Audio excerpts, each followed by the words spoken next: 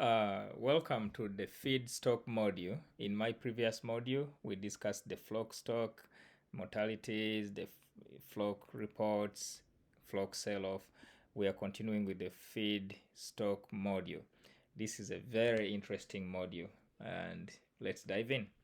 So, under this feed stock module, your manager or your user who manages your feed store, this is where they will be operating.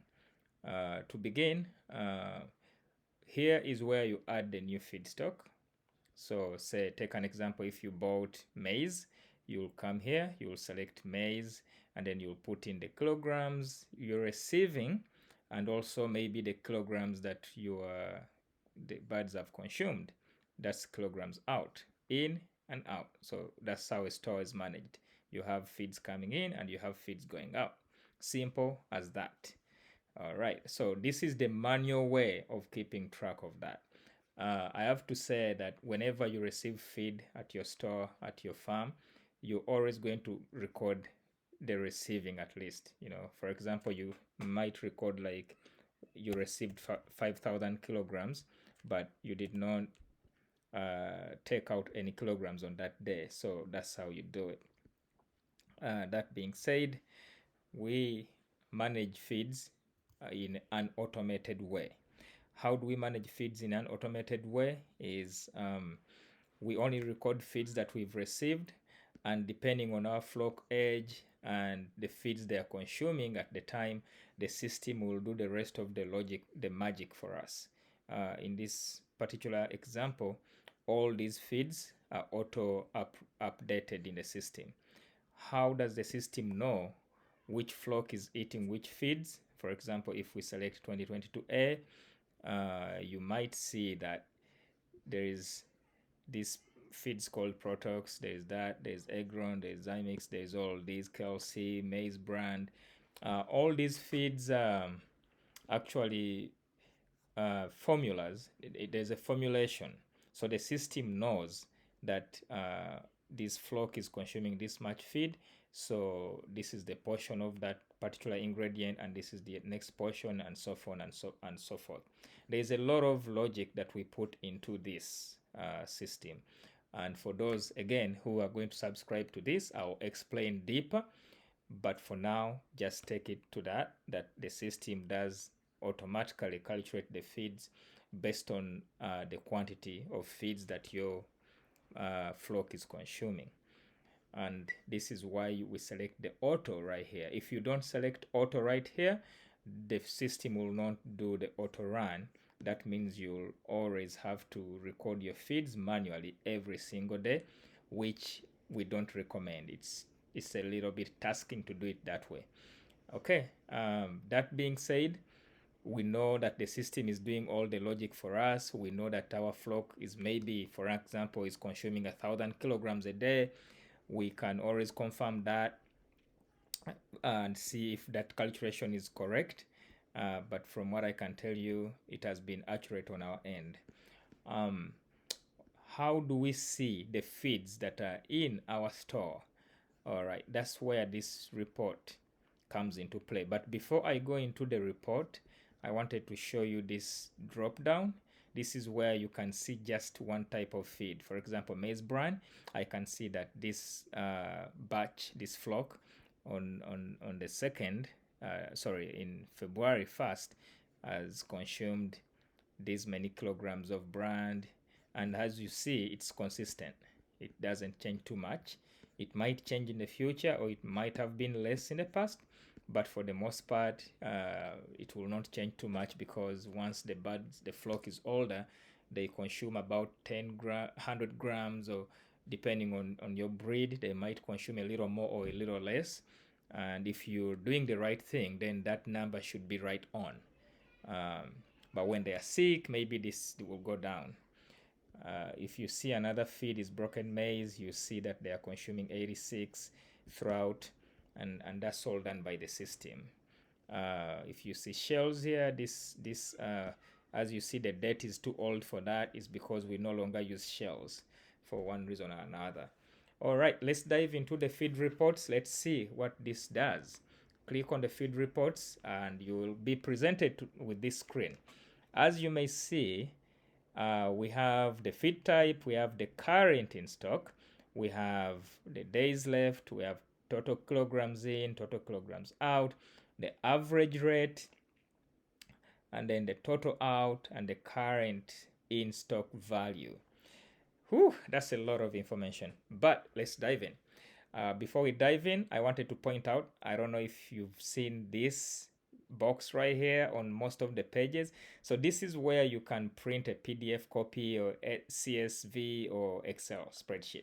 It's your way of exporting this content. Maybe you want to email it to someone, just do a PDF or one of these and send an email attachment. All right, let's go back to what brought us here. So this is what I do. I love to shuffle this so that I see which feeds have been, which feeds are not in stock. As you may see, if we go by this, we see that this feed is not in stock. And the reason for this is because we no longer use this type of feed. We no longer use the shells. We don't have any leftover feeds. Okay, but we do use Protox. So we have 3 kilograms in stock. We use this one. We have 5. We have 22 of that, and then we have, you know, Kelsey, we have 2000, Lime, we have, so the system will show you all these. And on top of that, and this is where the magic really comes into help, this is where we see how many days are left before we deplete our stock, before our stock is finished. And as a manager of the farm, this will be very important information for you as a store manager, to enable you to put in your orders with your vendor in time. Because if you know that you only have 4 days left, maybe it takes you 3 days to get that order delivered, now would be a good time to put in that order. So this is where the days left comes into play.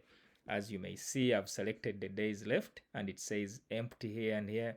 It's because we no longer use this, we no longer use that.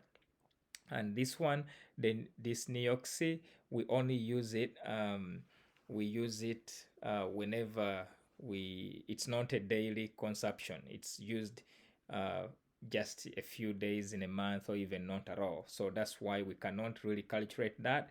It's not part of our formulation.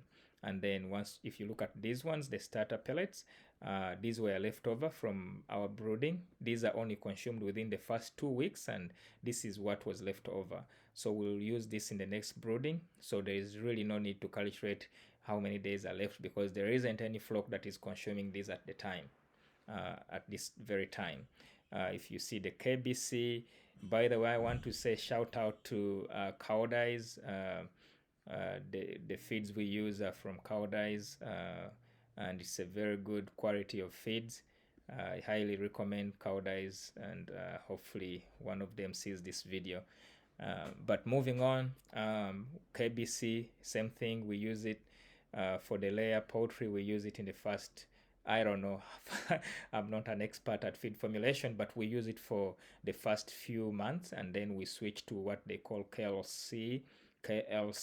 It's a 20%, I believe. And you know, the rest of the feeds are self-explanatory, like maize bran. You can see we have in stock, we have 18,000, and we see that it's going to take us 18 days before it's completely depleted. So we know we have a little bit of time to order, since it takes us just about 2 days to get new stock. So we won't worry about this too much. We probably are going to worry about ordering this one. That way we don't completely run out. But that being said, if we see the next, which is total in, this shows you what's been delivered in your stock since a certain period of time. I haven't selected a time frame, but you can select it here. The records you've seen here are probably from wherever this database was, the first record was uploaded until today. But if you want a specific time, for example, if you want to see just for January, you're going to select January 1st to January 31st. But for the purpose of this video, I'm just showing you the full 360 degrees of the system. So I'll show you just everything that we have in our sample demo data. All right.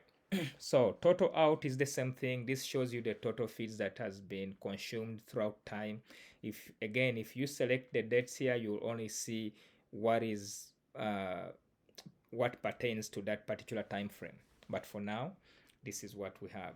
The average rate, this is very important because we want to calculate how much of this feed in value is in our stock. So usually we shall average depending on what the cost was. That's the average. That's where we get the averages of these values. It will all come from whatever the cost was, probably in the last 3 months, last 4 or 5 months, who knows. But it's just to give you a vague idea of what you have in stock and what's its value. That data can be very important depending on your purpose. For us, it's important because we understand that most of the expenses at our farm come from the feeds. So it is always important to know how much in value of feeds we have in our store at all times.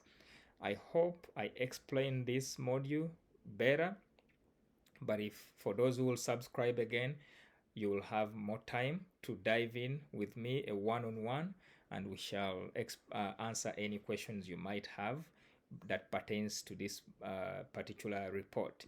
But just to recap, this particular report helps us to figure out how much feeds we have in stock, how many days are left before we have to order more feeds, and so on and so forth.